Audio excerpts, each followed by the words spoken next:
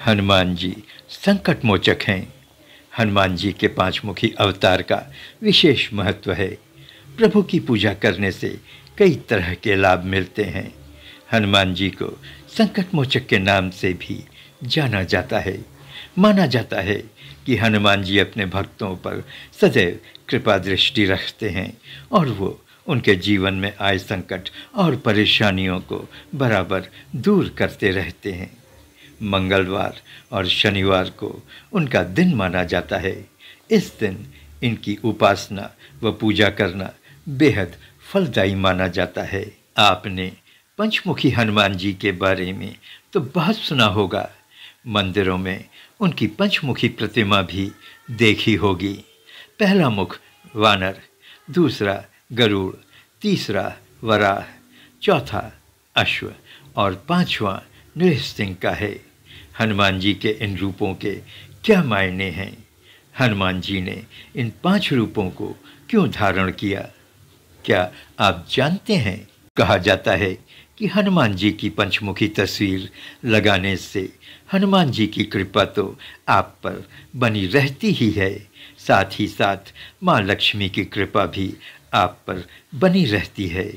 आपके घर से नकारात्मक ऊर्जा दूर रहती है। पंचमुखी हनुमान जी के 5 मुख का अपना अपना महत्व है।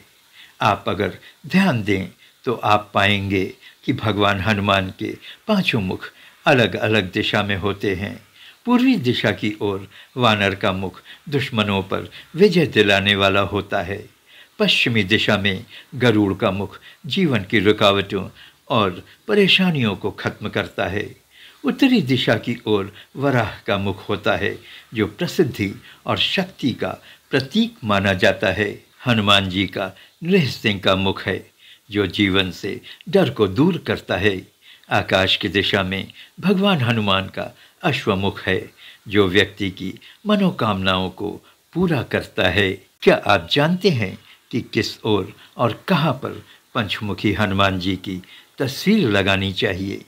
घर के मुख्य द्वार पर पंचमुखी हनुमान जी की तस्वीर लगाना सबसे शुभ माना जाता है। ऐसा करने से घर में बुरी शक्तियां प्रवेश नहीं कर पाती हैं। कहा जाता है कि दक्षिण दिशा में पंचमुखी हनुमान का चित्र लगाने से घर में सुख समृद्धि आती है। ऐसा क्या हुआ था? ऐसी क्या ज़रूरत आन पड़ी थी कि हनुमान जी को पंचमुखी हनुमान का रूप धारण करना पड़ा? पौराणिक कथाओं के अनुसार कहा जाता है कि जब श्री राम और रावण के युद्ध में जब मेघनाद की मृत्यु हो गई, तब रावण घबरा उठा और अपना धैर्य खो बैठने पर उसने पाताल के राक्षस राज अहिरावण को याद किया, जो भवानी का परम भक्त और तंत्र मंत्र का बड़ा ज्ञानी माना जाता था। रात्रि के समय जब रामचंद्र जी की सेना शयन कर रही थी, तब सुरक्षा के नज़रिए से हनुमान जी ने अपनी पूंछ बढ़ाकर सभी को अपने घेरे में ले लिया था। लेकिन अहिरावण विभीषण का वेश धारण कर घेरे के अंदर प्रवेश कर गया। उसने अपनी माया के दम पर भगवान राम की पूरी सेना को घोर निद्रा में डालकर राम और लक्ष्मण का अपहरण कर पाताल लोक ले गया। लेकिन विभीषण के समझ में पूरा माजरा आ गया था कि यह अहिरावण की ही चाल है। उन्होंने फौरन हनुमान जी से निवेदन कर उन्हें राम और लक्ष्मण की सहायता के लिए पाताल लोक भेजा। हनुमान जी फौरन पाताल लोक पहुँचे। वहाँ उन्होंने 5 दीपक 5 दिशा में जलता हुआ देखा।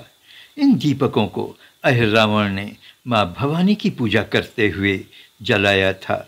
ऐसी मान्यता थी कि जब तक यह दीपक जलते रहेंगे, तब तक अहिरावण का कोई कुछ नहीं बिगाड़ सकता।